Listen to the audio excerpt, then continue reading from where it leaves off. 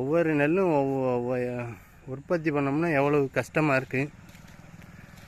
இப்படி மழையில் நனைய விட்டு முளைக்க போட்டு வச்சுருக்காங்க.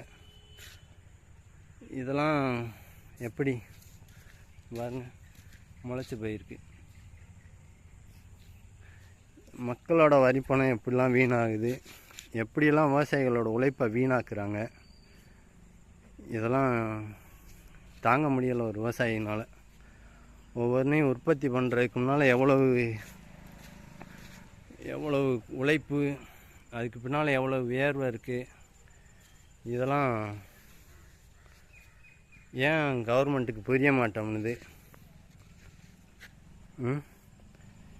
இதை மக்களை நீங்கள் தான் எங்களுக்கு ஆதரவு செஞ்சு இதுக்கு ஒரு நல்ல முடிவு சொல்லணும்.